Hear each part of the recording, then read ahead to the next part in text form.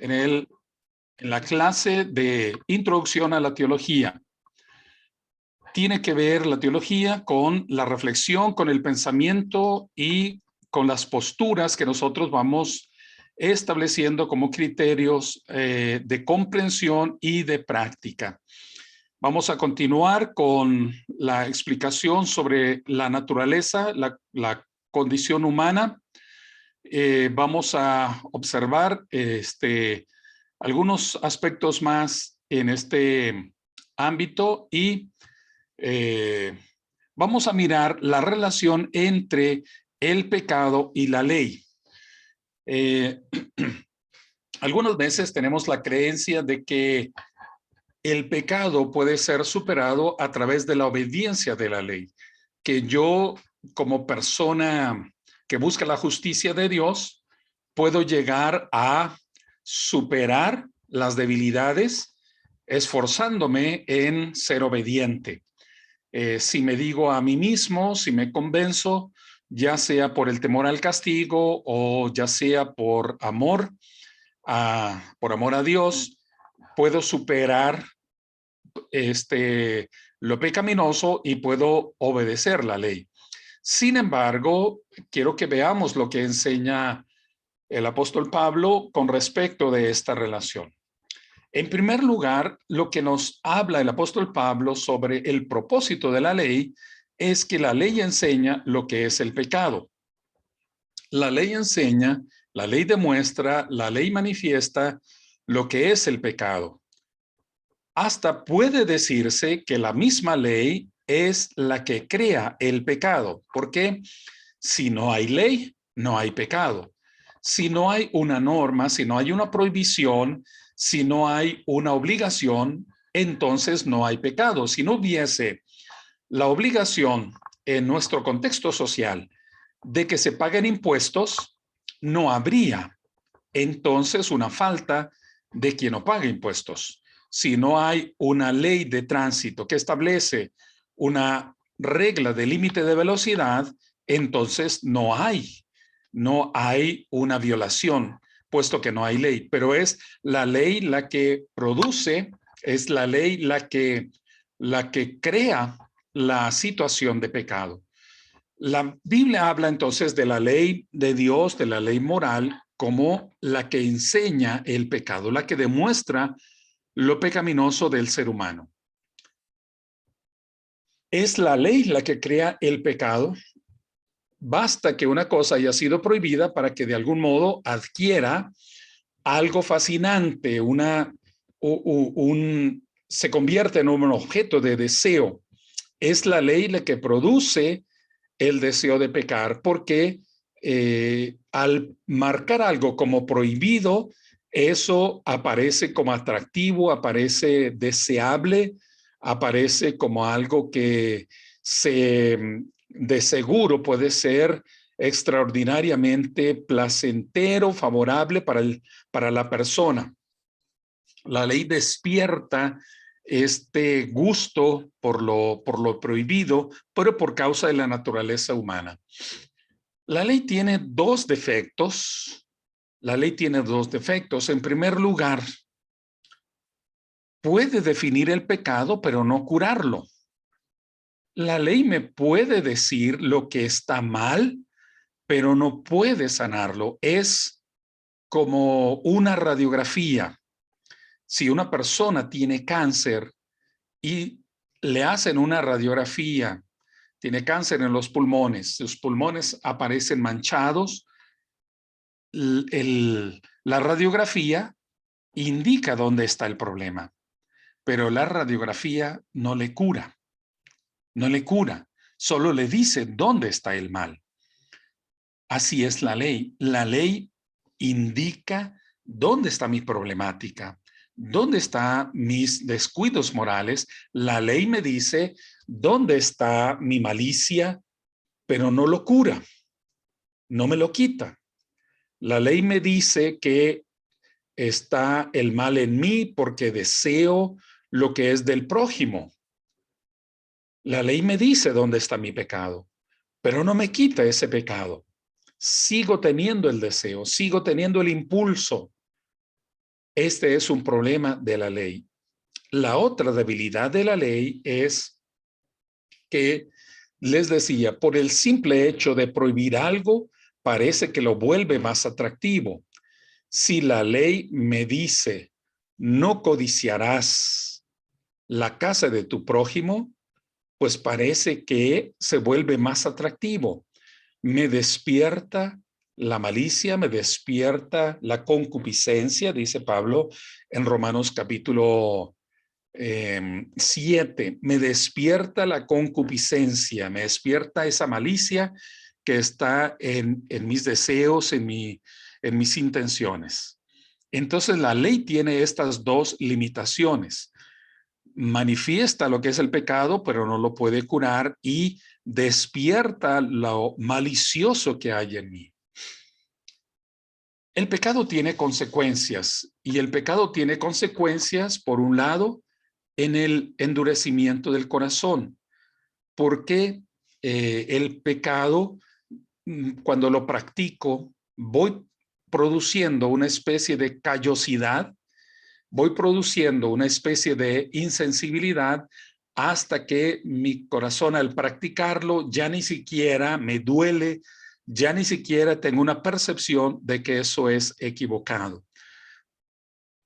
Este es un aspecto. Y el otro, bueno, ese aspecto es el endurecimiento, y es que al repetir algo, al hacer una conducta, me voy volviendo insensible y quedo atrapado en eso, tanto que hasta me gusta hacerlo, ¿verdad? Anhelo hacerlo, quiero hacerlo, cualquiera que sea la manifestación de pecado. Se vuelve en algo deseable, se vuelve en algo codiciable, y quedo atrapado en eso, ¿no? Puse aquí este ejemplo de la rana, porque se dice que una rana puede ser cocinada en agua caliente, pero la metes en agua fría, en agua templadita, y está muy quietecita ahí, muy agradable. Si la rana fuese introducida viva en agua hirviendo, la rana se iba a saltar como una reacción. Pero si la pones en agua templadita, agradable a su temperatura corporal, entonces el agua, la serpiente se queda y el agua empieza a hervir, y la rana puede terminar cocinada sin brincar. Lo pecaminoso así nos atrapa, nos hace sentir algo agradable, algo deseable, y nos quedamos ahí, pero terminamos cocinados en ese pecado. Y finalmente, el pecado produce muerte, el pecado resulta muerte. Entonces, esta es la consecuencia final. El pecado nos lleva a la muerte, pero también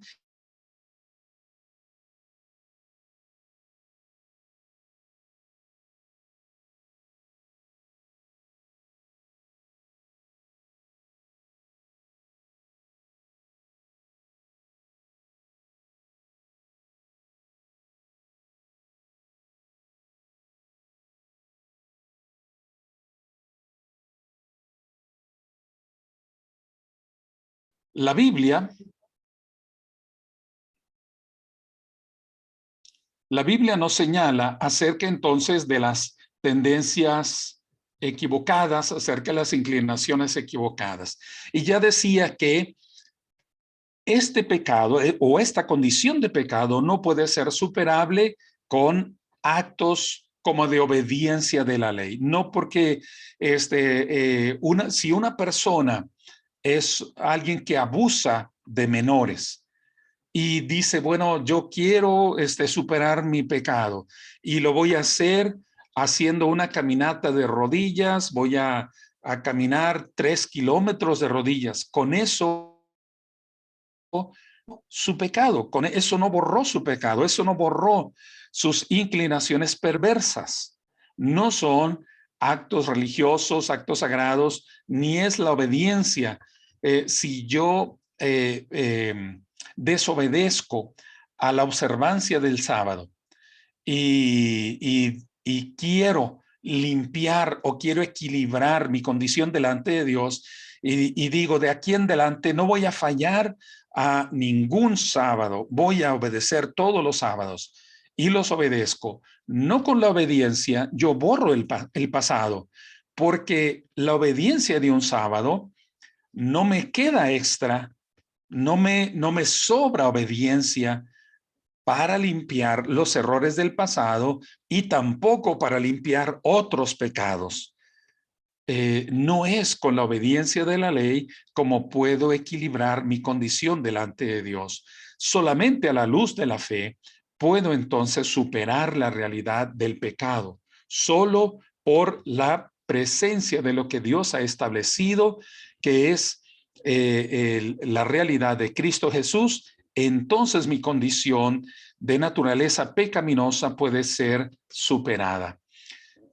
Solo a través de Cristo Jesús puedo encontrar realmente la purificación de mi estado pecaminoso.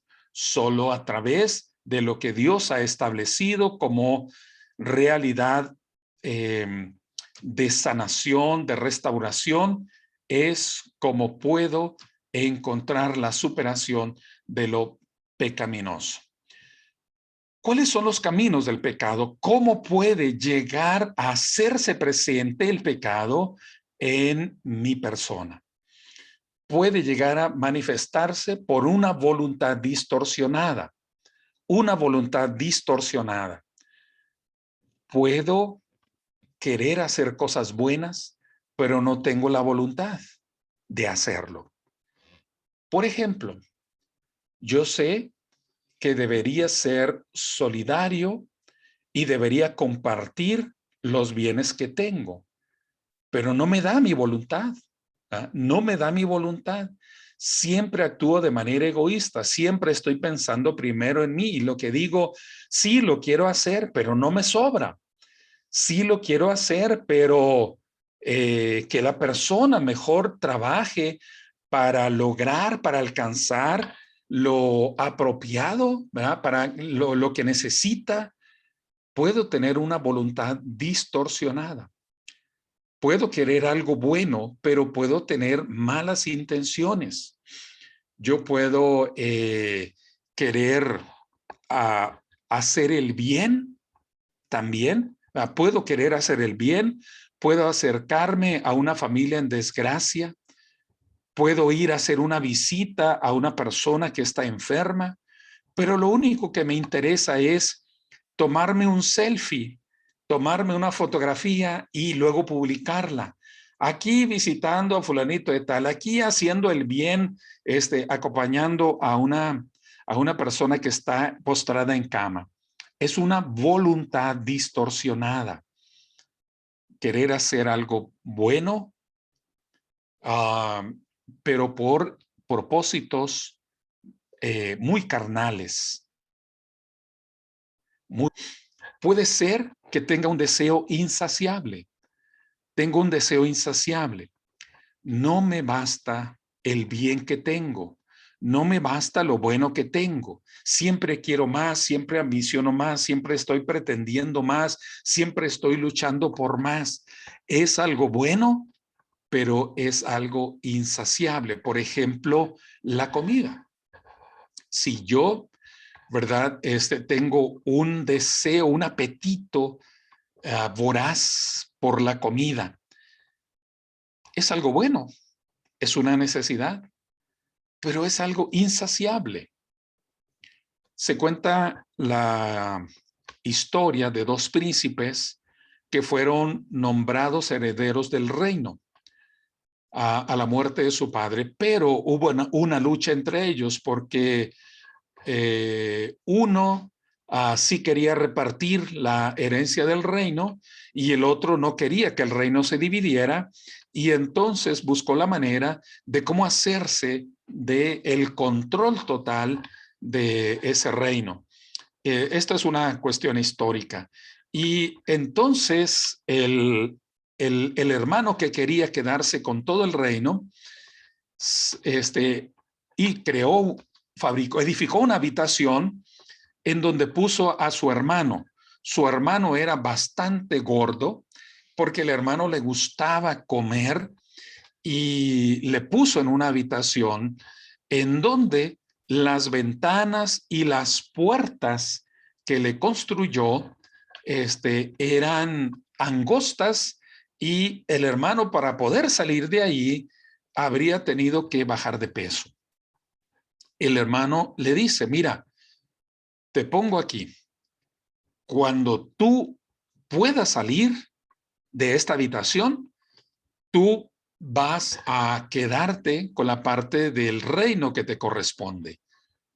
Pero si no, entonces yo determinaré sobre todo el reino. Al mismo tiempo que le dio esa posibilidad de salir de la habitación, todos los días le enviaba abundante comida y además deliciosa. Y el hermano sabía que si adelgazaba podría salir por esas puertas, pero era tal su deseo de comida que no podía dejar perder uno de esos platillos y comía vorazmente, con tal resultado que en lugar de bajar de peso, fue engordando más y se volvió imposible que él saliera de esa habitación. Esta realidad nos habla de cómo un deseo nos lleva a destruir nuestra propia vida. Un deseo insaciable nos lleva también a perder las buenas oportunidades, porque el deseo es algo tan fuerte, es algo que nos atrae, nos seduce y nos lleva a hacer cosas que sabemos que no deberíamos de hacer, no deberíamos de hacer, bien sea porque están prohibidas o bien sea porque hay algo mejor, pero eso mejor no lo podemos hacer por causa de nuestra condición, de nuestra naturaleza. Lo pecaminoso puede aparecer porque satisfacemos de manera equivocada nuestras necesidades. Satisfacemos de manera equivocada nuestras necesidades. Por ejemplo, en la sexualidad. Dios nos ha dado el deseo de tener el encuentro sexual. Dios nos ha puesto en nuestra naturaleza, en nuestra condición biológica, ese deseo. Pero nosotros podemos buscar satisfacerlo de manera distorsionada, de manera equivocada. Hay quien solo encuentra placer a través de una relación sadomasoquista, a través de actos de violencia, a través del abuso, a través de la humillación, y encuentra su placer a través de estas prácticas. O lo puede hacer a través de tener contacto con animales.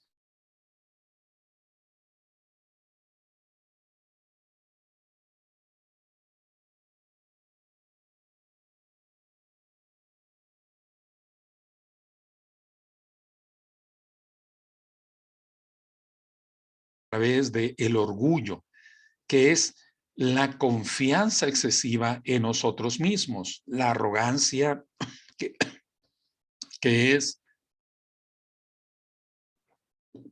la idea de que nos merecemos todo, de que tenemos todas las respuestas, de que nosotros sabemos todo, de que podemos hacerlo mejor que nadie, que nos merecemos todo el reconocimiento y el aprecio. El exceso de confianza en nosotros mismos puede ser lo pecaminoso. ¿Por qué? Porque llegamos a creer que las cosas que tenemos las hemos logrado por nuestro esfuerzo, por nuestra habilidad, por nuestros talentos, y no reconocemos a Dios. Puede ser que nosotros humillemos a las personas, maltratemos a las personas y los convirtamos en cosas para nuestro uso, para nuestro beneficio, porque tenemos una idea exageradamente grande de nosotros mismos. Y también el camino del pecado puede venir por pensamientos distorsionados, pensamientos equivocados. Las ideas equivocadas nos llevan a actos equivocados. puedo tener un pensamiento equivocado sobre lo que es el prójimo, como enseñaban algunos cristianos hace algunos cientos de años, de que los negros o la gente de color oscura había sido creada así para ser esclavos. Dios la había creado así para ser esclavos. Era la sentencia que Dios le había dado a uno de los hijos de Noé. Dios los hizo así para que fuesen entonces sirvientes.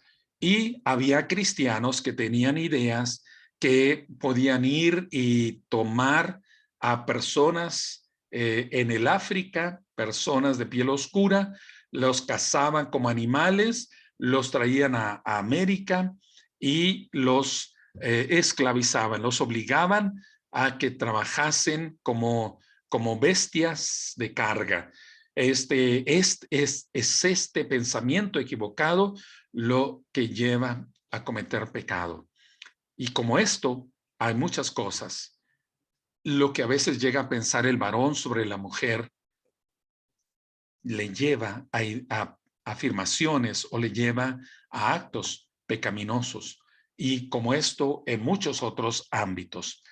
El pecado entonces no es solo algunos actos, algunos hechos que nuestra tradición, que nuestra forma de pensamiento han sido señalados como pecaminosos, sino que es todo este conjunto de cosas en donde nosotros podemos descubrir que en realidad el pecado está en nosotros, la tendencia pecaminosa está en nosotros y se manifiesta, se hace evidente de muchas maneras, en muchos momentos, en muchos tiempos. La cura del pecado solamente la encontramos en Cristo Jesús. Jesús nos salva del pecado, Jesús nos libera del pecado, porque Él perdona nuestro pecado a través del sacrificio. Necesitamos del sacrificio porque la sangre de Cristo es lo que lava nuestros pecados. Nuestros pecados son borrados a través de la expiación que hace Cristo en la cruz. Dios, por su misericordia, no nos inculpa pecado. No es de que el pecado desaparece. Alguien absorbe la deuda. Alguien toma de nuestras faltas y las absorbe, las toma sobre sí, las lleva y nos quita a nosotros de ese pecado. Entonces Dios en su misericordia cubre nuestros pecados, por la obra de Cristo nos libera, cancela el pecado y somos nosotros perdonados. Decía que en la iglesia lo que habemos somos pecadores, arrepentidos y perdonados por el efecto de el amor de Cristo Jesús. Dada la realidad del pecado, el hombre se salva solo por la gracia de Dios, porque no hay algo que yo pueda hacer para decir me merezco la salvación, solo por la gracia, puesto que como seres humanos somos incapaces y no tenemos la disposición para salvarnos a nosotros mismos. Aún nuestro libre albedrío está sometido al pecado y nos encontramos en total esclavitud, que es una condición que ha roto nuestra relación con Dios. Reconocemos la presencia y la gracia de Dios que se manifiesta de manera previa a nuestro conocimiento. Antes que lo sepamos, Dios ya nos ama en Cristo Jesús y es la invitación que nos hace la palabra a aceptar lo que es el amor de Dios en Jesucristo. Ahora bien, esto es la condición de la naturaleza pecaminosa. Quisiera terminar la sesión de hoy con una presentación en lo siguiente para ir llevando nuestro pensamiento hacia la realidad de lo que es la doctrina sobre Cristo. Quiero que veamos este cuadro comparativo, cómo la presencia divina obra en el ser humano. ¿Cómo actúa Dios en el ser humano? Bueno, si lo vemos en términos de lo que la Biblia describe en las funciones del Padre, del Hijo y del Espíritu Santo. Estamos hablando de cómo obra Dios, cómo obra lo divino en nosotros. Podemos hablar entonces en términos siguientes. El Padre obra en lo que se llama la gracia previniente. ¿Qué es la gracia previniente? Es que Dios ya hizo un plan de salvación. Dios ya hizo un propósito de salvación y Dios va estableciendo las condiciones para que nosotros alcancemos su favor. Eso se llama la gracia previniente, la gracia previa a que nosotros conozcamos a Dios. Dios ya nos ama. Dios ya tiene un propósito favorable para nosotros. Eso es la gracia previniente. Es Dios antes de nosotros. Él es el creador y es Dios para nosotros. Lo favorable, la gracia divina para nosotros, en su plan, en su propósito. También tenemos la participación del Hijo en la salvación del ser humano. ¿Cómo? En la gracia justificadora.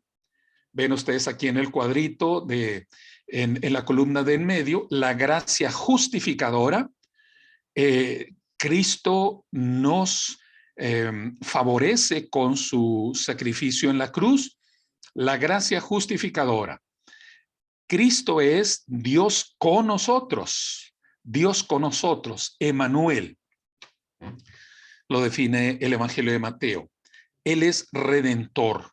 El Padre es creador, el Hijo es redentor porque es quien nos rescata y se manifiesta entonces Dios por nosotros, Dios a favor nuestro. Uno es Dios para nosotros, que es la presencia o la intervención del Padre. El Hijo se manifiesta en Dios por nosotros. Y finalmente, la manifestación del Espíritu Santo. El Espíritu Santo no lo entendemos como una tercera persona en la divinidad, sino lo entendemos como la manifestación concreta del Padre y del Hijo obrando en nosotros. Y entonces podemos ver aquí que la realidad del Espíritu Santo es la gracia santificadora. Es lo que nos aparta, lo que va purificando nuestro corazón, lo que va haciéndonos cada vez más a la imagen y semejanza de Cristo Jesús. Es la obra del Espíritu Santo, es una fuerza que obra en nosotros para moldearnos, para darnos la forma, el carácter de Cristo. Es Dios en nosotros, si ven la comparación, Dios antes de nosotros, Dios con nosotros y Dios en nosotros. Pablo dice que somos el templo del Espíritu Santo. En nosotros está el Espíritu, entonces está activo, está obrando en lo divino. Es la obra regeneradora, es la intervención del regenerador. Es lo que cambia nuestra manera de ser. Es Dios en nosotros, dentro de nosotros. ¿Okay? Entonces vemos aquí cómo necesitamos la plenitud de Dios que obre en nosotros, porque es lo que crea una nueva criatura, una nueva persona para andar en una nueva actitud delante de Dios. Quiero conectar esto en relación con Jesucristo, porque por causa de entendimientos diferentes sobre la naturaleza humana, ha habido distorsiones en la doctrina de Jesucristo. Aquí vamos a ver la necesidad de valorar y definir quién es Jesucristo en términos de los presupuestos, en términos de cuál es el entendimiento que hay sobre lo que es un ser humano, sobre lo corpóreo, sobre lo subjetivo del ser humano. Vemos los contextos en cuanto a de dónde vienen ciertos planteamientos de la filosofía o de otras religiones. Vemos las prioridades y la perspectiva. Y entonces quiero que lo veamos en este cuadro que habla acerca de diferentes posturas cristológicas. Estos son movimientos que hubo en la antigüedad y son movimientos que marcaron la lucha de la doctrina cristiana. Hubo distintos pensamientos. A los grupos se les ha llamado así como docetistas, ebionitas, arrianos, apolinarianos, nestorianos, eutiquianos. En algunos dependiendo del concepto clave, en otros dependiendo la persona que lo propuso.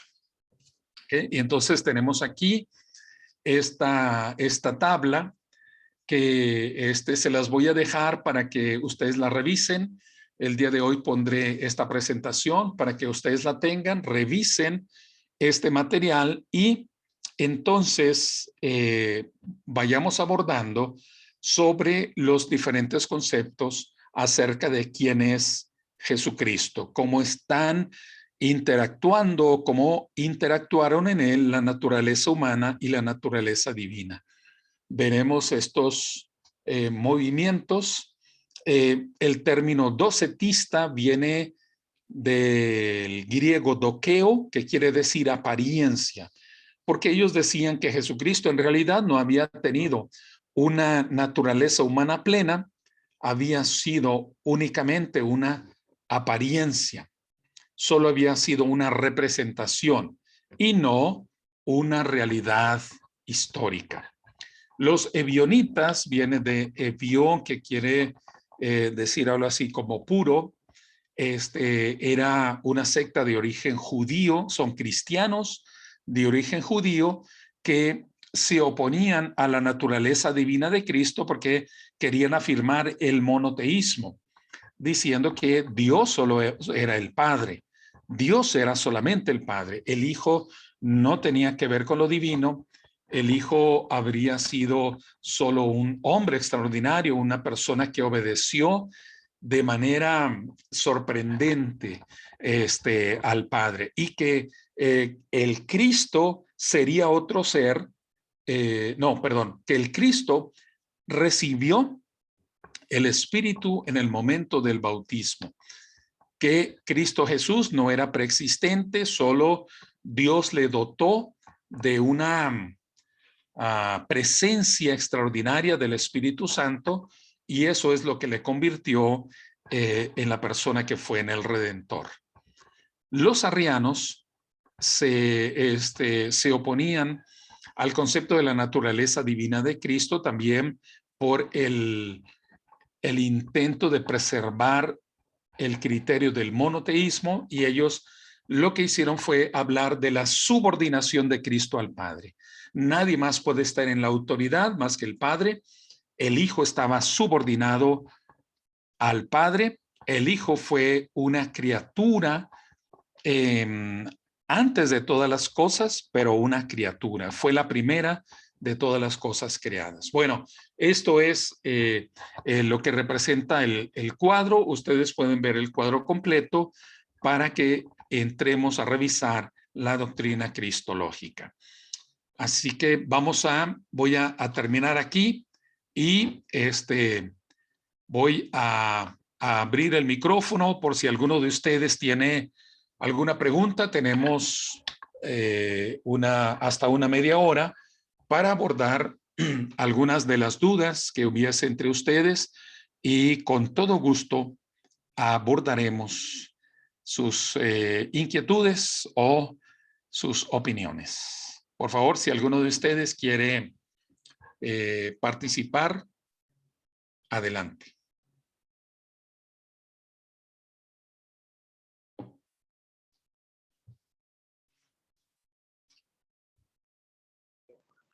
Paz, hermano. Paz, Álvaro. Hermano, yo tengo dos preguntas. Vamos a aprovechar, ya que los otros no. La primera, hermano. ¿qué pasa con los pecados que cometemos nosotros después de conocer a Cristo? ¿Sí? Partiendo de que alguna vez escuché a alguien que decía que Cristo murió aún por nuestros pecados que cometemos después ya de estar caminando con el Señor, ¿no? Que no basta sino con arrepentirnos y listo, ¿sí? O tendremos que rendir cuentas por esos pecados después. Y la segunda pregunta sería acerca de como en la parte del juicio, pues nosotros siempre hemos dicho que para Dios todos los pecados son iguales, ¿sí? Entonces siempre me han preguntado, por ejemplo, si Dios va a juzgar igual a alguien que se roba una cantidad de dinero y la va a juzgar igual a una persona que es violador, que es asesino de niños. O sea, si Dios mira igual los pecados. Gracias, hermano. Ok, muy bien. Gracias, Álvaro, por estas interesantes preguntas. La primera pregunta es, ¿qué pasa con los pecados que cometemos después de haber sido bautizados? Hay un texto que dice en Hebreos capítulo 6, verso 4 y siguientes, porque es imposible que los que una vez fueron iluminados y gustaron del don celestial y fueron hechos partícipes del Espíritu Santo, y asimismo gustaron de la buena palabra de Dios y los poderes del siglo, y recayeron, sean otra vez renovados para arrepentimiento, crucificando de nuevo para sí mismos al Hijo de Dios y exponiéndole a vituperio. Este texto, algunos lo han interpretado con la idea de que una vez que eres bautizado, si cometes pecado, entonces ya no hay perdón.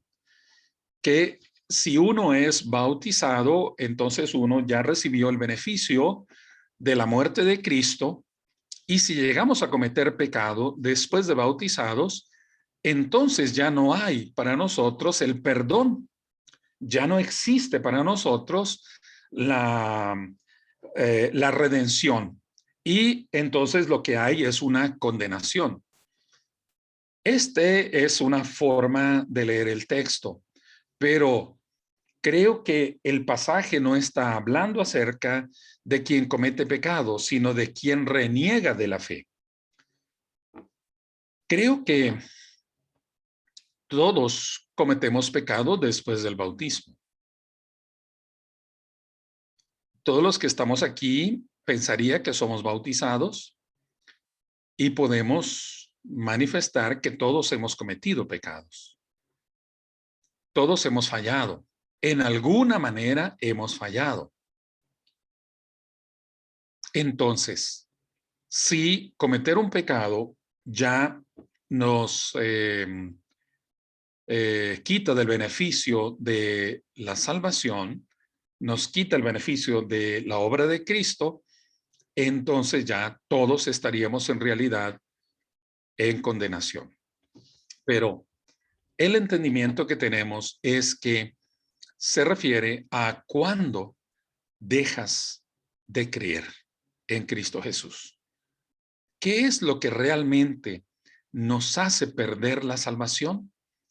Dejar de creer en Cristo Jesús. No es el hecho de cometer una falta, sino es el hecho de dejar de creer que hay perdón para nosotros.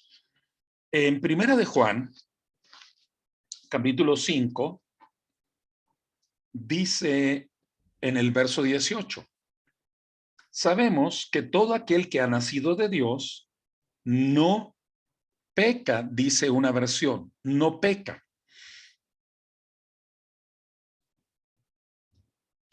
Pero esto es algo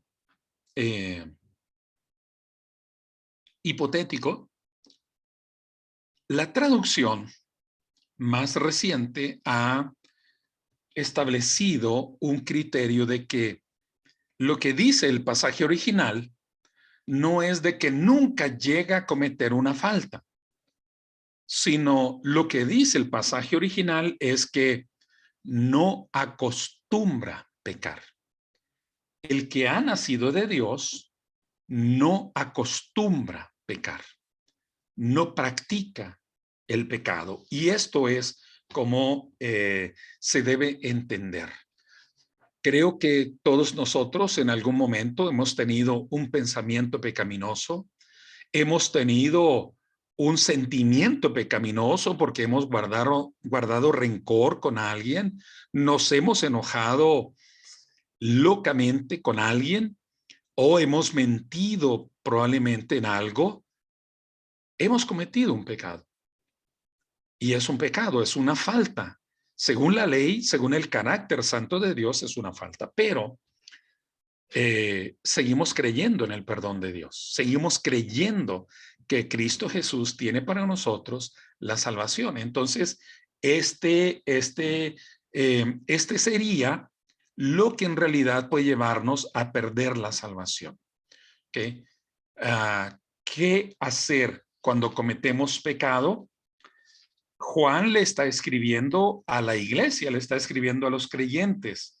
Dice primera de Juan 1, en el verso 8 y siguientes. Si decimos que no tenemos pecado, nos engañamos a nosotros mismos y la verdad no está en nosotros. Si confesamos nuestros pecados, Él es fiel y justo para perdonar nuestros pecados y limpiarnos de toda maldad. Si decimos que no tenemos pecado, le hacemos a él mentiroso y su palabra no está en nosotros. Y entonces dice, estas cosas les escribo para que no cometan pecado. Pero si alguno hubiere pecado, abogado, el término es parácletos, defensor, intercesor, abogado tenemos para con el Padre a Jesucristo el justo. Él es la propiciación por nuestros pecados. Le está hablando a los cristianos, a los creyentes, y no habla solo de un pasado, sino habla de un presente. Mientras sigamos teniendo dolor por el pecado y busquemos el perdón en Cristo Jesús, entonces para nosotros hay esperanza. Así que esta sería la respuesta a la primera pregunta. Nuestros pecados presentes son perdonados cuando los reconocemos, cuando tenemos contrición por el pecado y buscamos el perdón en Cristo Jesús. Y la segunda pregunta, ya hasta se me olvidó. La segunda era, gracias hermano por la respuesta primera. La segunda era, en el momento de juzgar Dios los pecados, o sea, Dios iba a hacer una distinción entre los pecados graves, porque nosotros en la parte humana pues tenemos pecados graves, ¿no? Por ejemplo, de aquel que se roba una cantidad de dinero a aquel que viola y asesina niños. Son extremo a extremo. Ok, muy bien, muchas gracias, Álvaro. La segunda pregunta, entonces, es si para Dios hay diferencia de grado, diferencia de importancia en el pecado. Al final, todo pecado produce lo mismo. Todo pecado produce endurecimiento y todo pecado tiene consecuencias. Si bien hay pecados que son más graves porque lastiman más profundamente la condición humana, lastiman el cuerpo, lastiman el alma del ser humano, uno no sabe, uno no puede dimensionar todo el efecto que puede producir algo. Un acto de robo, uno lo puede mirar simplemente como quitarle dinero a una persona. Supongamos que alguien en Bogotá le roba, ya se me olvidó las equivalencias de dinero, pero le roba lo equivalente a $100 a una persona. La persona fue y sacó del banco lo equivalente a $100, se lo puso en su bolsa y un ladrón lo está observando y se lo sustrae, se lo quita, sin que el otro a lo mejor se dé cuenta. Y entonces uno simplemente puede pensar, bueno, pues solo le quitó dinero, pero ¿qué implicaciones tiene eso. Pensemos las posibilidades. Tal vez la persona llevaba el dinero para comprar una medicina. Tiene a un hijo enfermo, el hijo necesita una medicina y ahora no puede comprar la medicina porque el ladrón se lo quitó. Entonces, el hijo sigue enfermo. El hijo está enfermo. Y entonces el padre está desesperado. O bien lo deja que siga enfermo, que siga postrado. Tal vez tenía fiebre, una fiebre muy fuerte. A causa de esa fiebre,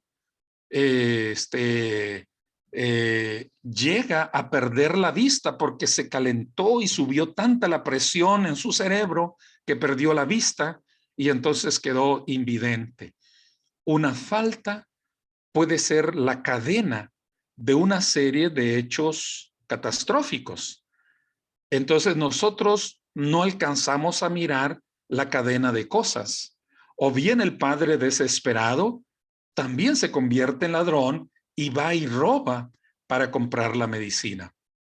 Pero al querer robar la medicina, el dueño de la farmacia lo descubre, saca un arma y le dispara. Entonces, ¿cuánto un hecho en sí puede ser una cadena de cosas? Y entonces lo que uno mira como algo simple, en realidad puede ser algo tan complejo. Yo creo que para Dios todas las faltas merecen la muerte, todas. Porque alguien no puede resistir su tentación, porque alguien no puede evitar, no puede decir que no a su impulso pecaminoso, al final, ¿verdad? Todo tendrá la consecuencia de la muerte. Si no se arrepiente, si no busca el perdón, todo tendrá el mismo impacto, la muerte. No puede haber yo creo que no puede haber términos de grado en la consecuencia, ¿no? Perdón la comparación, pero esto sería como el embarazo, ¿no? No hay un poquito embarazada o una mitad embarazada, o sea, estás o no estás, estás en pecado o no estás en pecado. Entonces creo que todo pecado tiene la gravedad porque es rebeldía, es alejamiento de la voluntad de Dios y es daño de otros. Entonces creería que todo tendrá la consecuencia de la muerte. Esa sería mi opinión, Álvaro. Muchas gracias, hermano. Bendiciones. Amén. Oye, y ya me deja más fácil para explicarlo a las personas, porque cuando uno evangeliza muchas veces se encuentra con esa pregunta y le dicen a uno eso, ¿no? Pero ¿cómo puede ser posible que para Dios sea igual ese pecado que ese pecado? Entonces la Sí. manera que el hermano me lo explica me da muchas herramientas. Gracias, hermano. Muy bien. Gracias. ¿Alguien más tiene pregunta o comentario? ¿O son tan buenos alumnos que todo le entienden? Excelente. Parece No. maravilloso. Pere. Buen día a todos, paz hermano, ¿cómo está? Paz. Bien, gracias a Dios. Qué bueno, me alegra. La verdad que está muy interesante la clase de hoy, bueno, ya desde la pasada. Y yo voy a retrotraer un poco mi pregunta. No, o sea, entiendo la parte de la predestinación, pero no sé hasta qué ¿Corporativa? punto, claro, no sé hasta qué punto poder comprender el que fuimos predestinados. Uh-huh. Ok. No sé si me puede ampliar la duda, dijo usted, entonces. Sí, con mucho Por gusto. favor. Con mucho gusto. Déjeme hacer un ejemplo.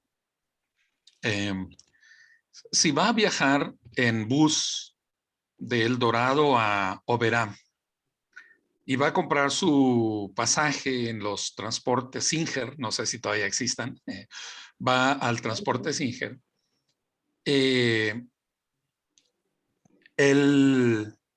la compañía determina cuál es la unidad, cuál es el bus que va a ese viaje. Esa no es decisión suya, es decisión de la compañía. La compañía establece también el horario, establece el chofer, establece otras cosas y la unidad. Ahora, la decisión de viajar es suya. La decisión de subir es suya. Entonces, vamos a utilizar esta metáfora para hablar de la salvación corporativa.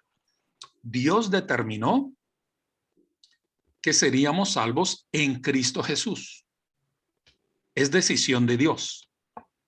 Dios decidió que seríamos salvos a través de el sacrificio, a través de la intervención de Cristo Jesús. No hay ningún otro en quien podamos ser salvos y entonces Dios determinó que seríamos salvos en él. Ahora, Dios no decide quién cree y quién no cree.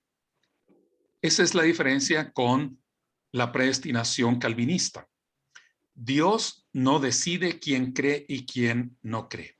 Así como usted sería libre de decidir si se sube o no se sube, la persona toma la decisión de creer o no creer. Y eso no es una obra, solo es el medio por el cual aceptamos lo que Dios ha dispuesto. Y entonces, Dios ya dispuso que la iglesia, que son los llamados en Cristo Jesús, sería salva. Pero Dios no decide quién acepta formar parte de ella, porque es una libertad nuestra, es una libertad personal. Entonces, aceptamos creer y entonces recibimos la salvación. Dios ya había pensado en nosotros, Dios ya había planeado para nosotros, Dios fue preparando las condiciones para nosotros, pero queda una decisión en el ser humano. ¿Quién sí cree y quién no cree? La otra postura sería el hecho de decir, Dios me hizo creer o Dios me hizo no creer.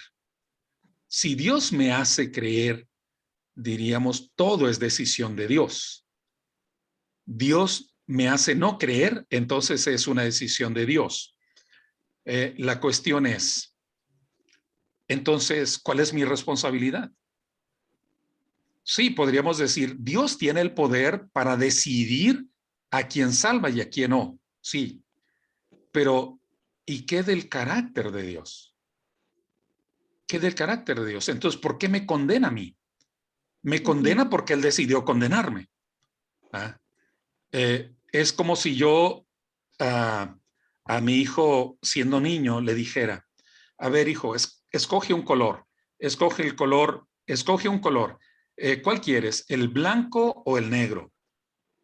Y yo le digo, si eliges el blanco, te voy a dar un premio. Si eliges el negro, te voy a dar un castigo.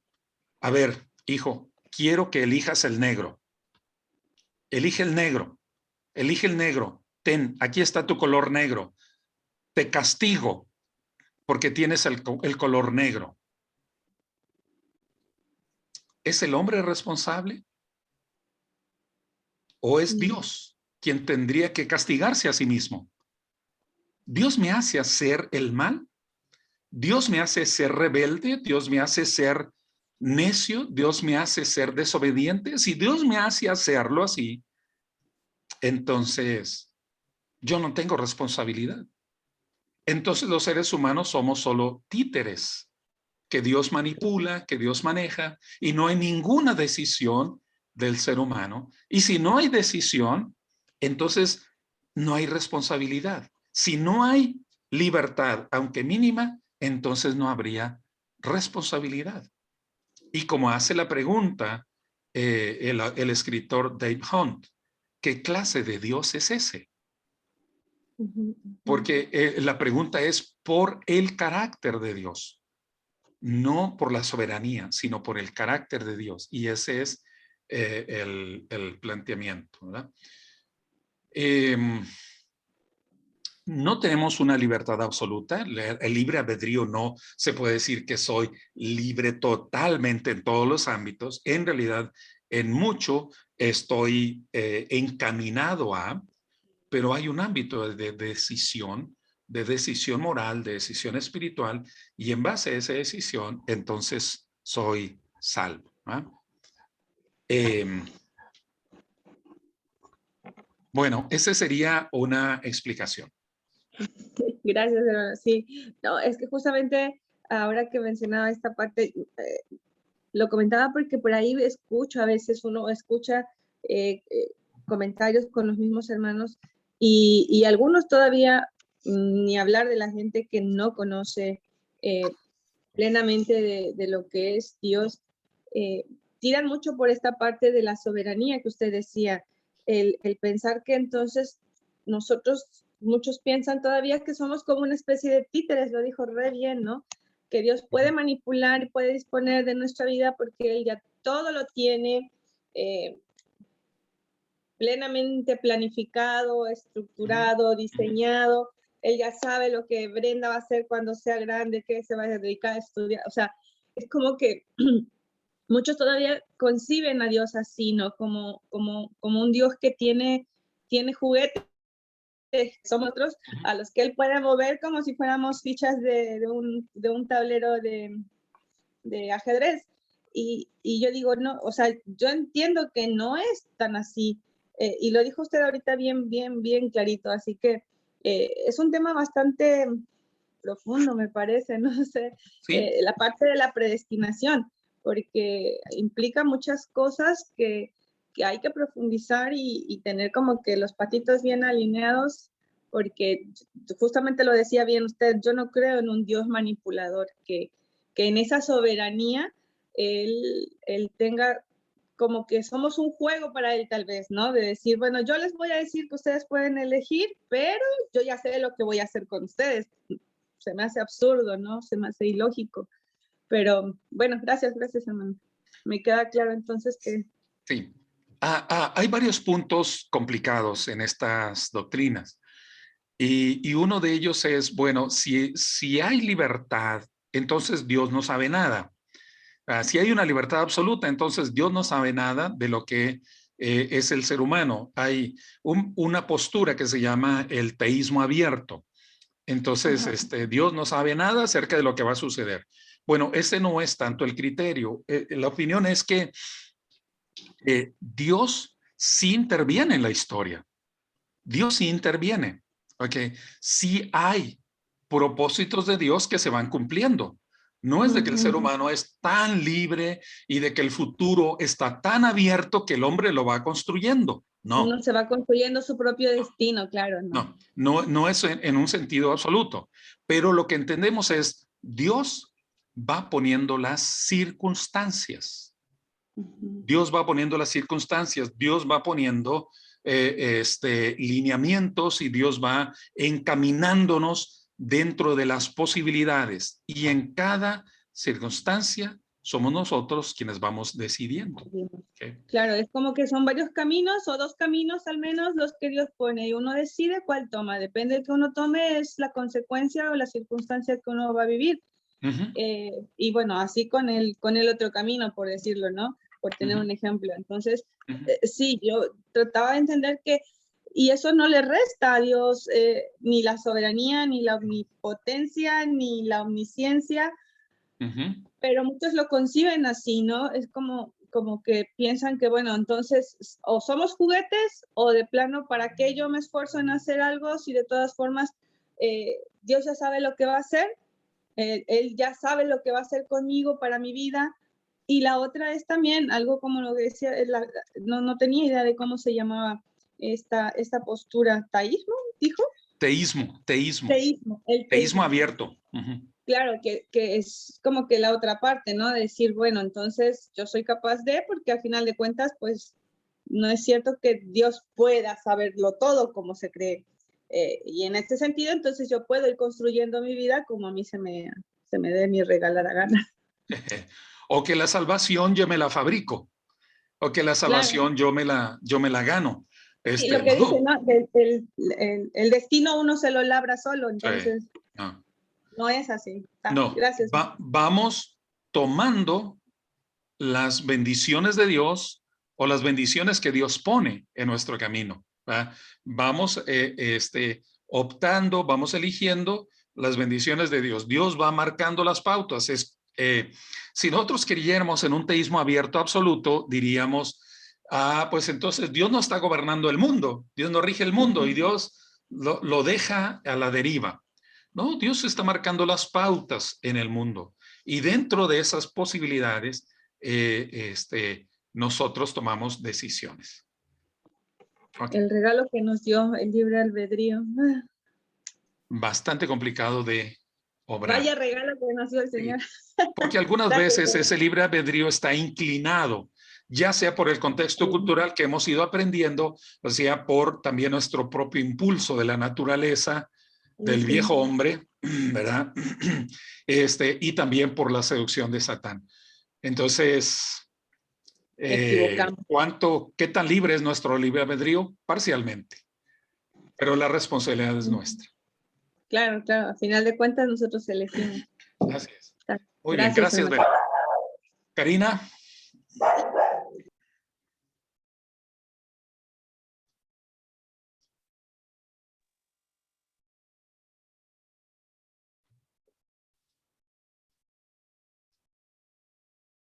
No le he quitado no le he abierto el micrófono.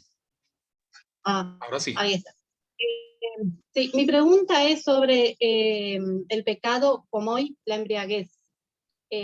Como se sabe que, bueno, que en la Argentina el vino, el alcohol se toma bastante cuando se come carnes. ¿Qué pasa cuando se toma unas copas de más? No es que llega la embriaguez, pero sí se toma unas copas de más. ¿Eso queda en pecado o no llega a ser pecado? La embriaguez en sí mismo tal vez no sea pecado, pero es lo que se hace con la embriaguez. Son los actos que muchas veces llegan a ser violencia verbal o a veces física, a veces es se le falta el respeto al prójimo o llegas a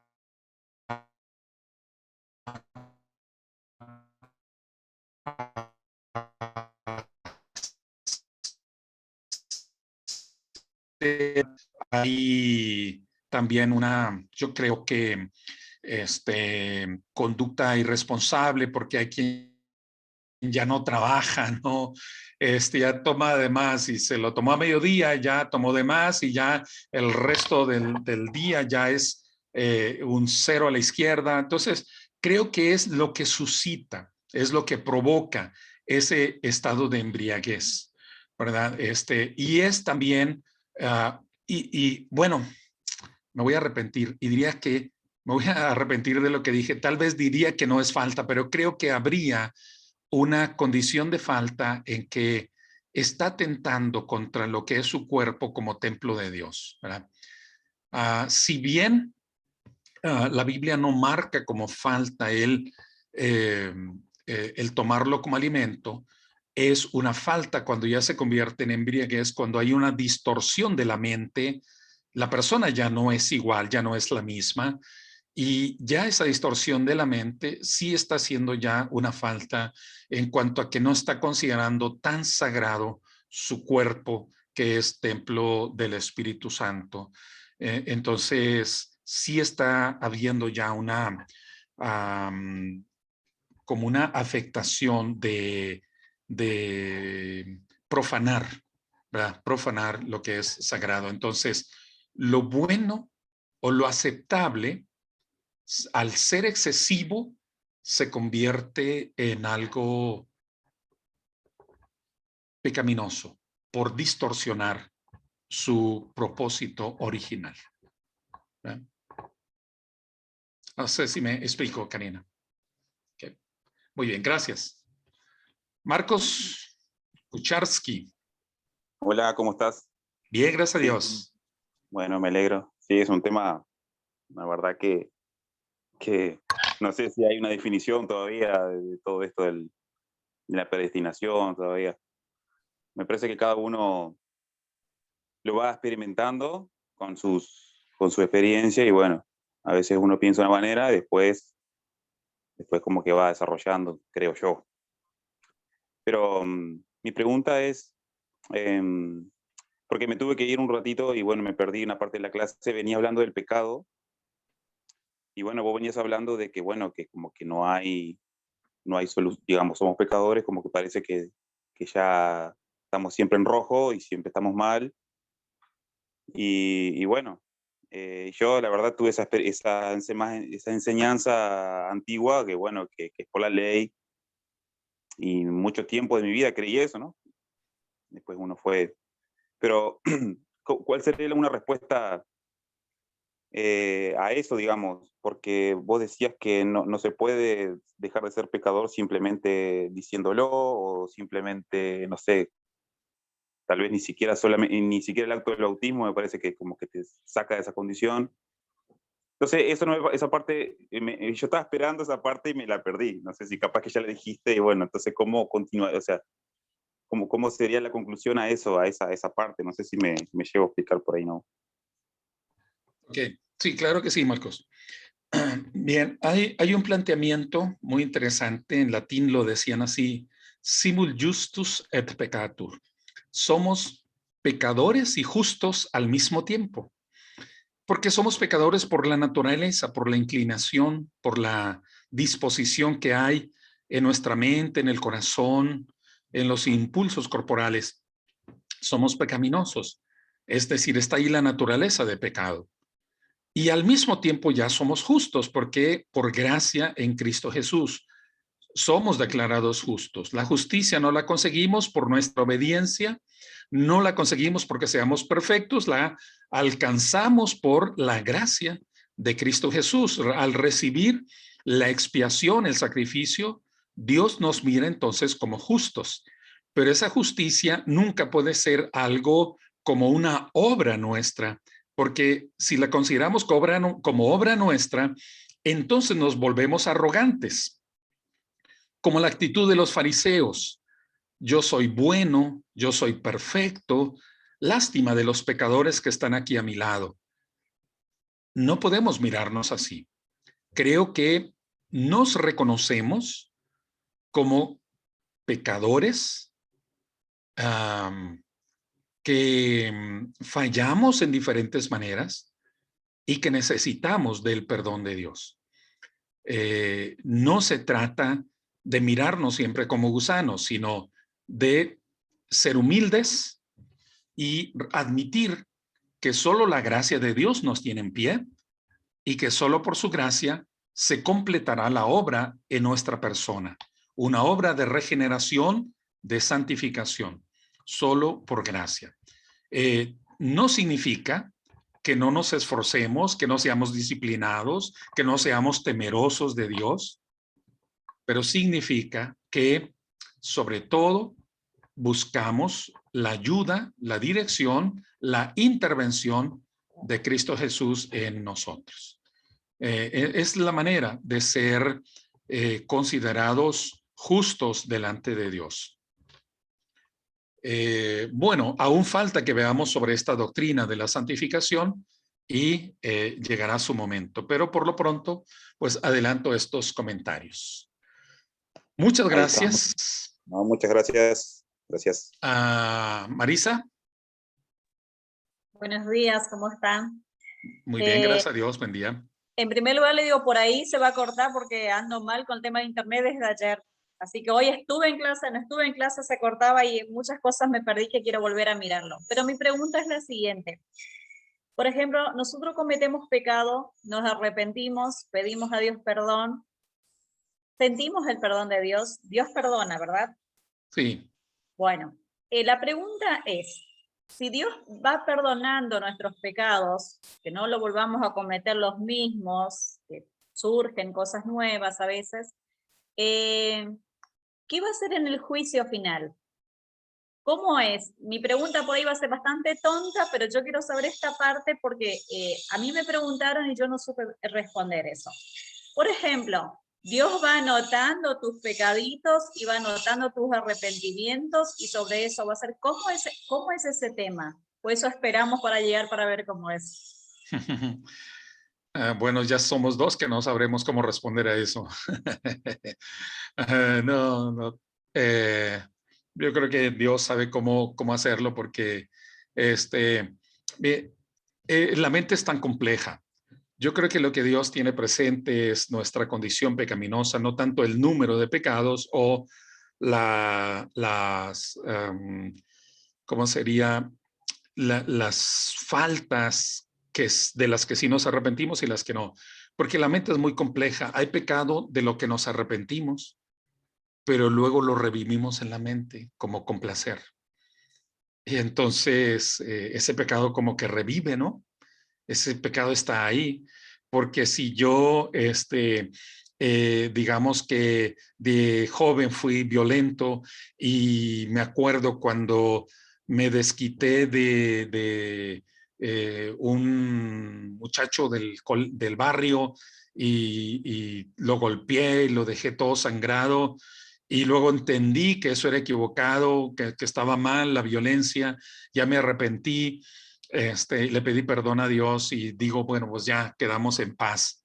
Pero pasados muchos años lo recuerdo eso y además me gozo y digo, ay, me acuerdo cuando yo le pegué y ya estoy reviviendo ese pecado, ¿no? Entonces, creo que la mente es así porque cosas del pasado que pueden resurgir, cosas que pueden retomarse y eso ya sería expresión pecaminosa. Yo creo que es más complejo que simple estadística. Es cuáles realmente nos hemos arrepentido, cuáles no nos hemos arrepentido, en cuáles seguimos teniendo tendencia a mostrarlo, porque a veces no es el acto en sí mismo, sino la tendencia y cómo nos solazamos en la tendencia y cómo eso ya puede ser algo pecaminoso en esa tendencia. Y cuando los pecados no es algo del presente, sino es algo del pasado que revivimos y experimentamos placer. Creo que Dios sabe nuestra condición pecaminosa, pero para nosotros lo más relevante es que reconozcamos el pecado y busquemos el perdón en el Señor y tengamos una conversión. La conversión es constante, es permanente, pero a ver si ampliando el tema de la santificación, pues habría alguna mejor respuesta también luego. Bueno, pues muchas gracias. Vamos a terminar aquí. Se nos ha agotado el tiempo de la clase. Dios les bendiga y voy a pedirles que sigan con la lectura del libro de Hans King sobre pensadores cristianos, que vamos a revisar sobre esto en la semana siguiente. Les voy a repartir ya en los grupos quiénes son los que van a hacer las presentaciones. Y el día de mañana ya voy a subir el primer examen para que ustedes lo respondan en línea. Son preguntas muy sencillas. Ustedes responden ahí en línea. Tienen todo el fin de semana para responder y el mismo sistema les va a dar la evaluación, les va a dar la calificación que tenga de ese breve examen. Así que lo que van a hacer pues es repasar las sesiones anteriores de estas. Vamos a hacer el examen y en la próxima semana les voy a asignar ya cuál es el pensador del que van a hacer un breve resumen en el grupo. Solo 3 grupos, nos quedarán 3 semanas, 3 sesiones que abordaremos en los días jueves. ¿Ok? Muy bien. Bueno, muchas gracias. Si hay alguna pregunta, incluso después de que se termine la grabación, podremos abordarlo.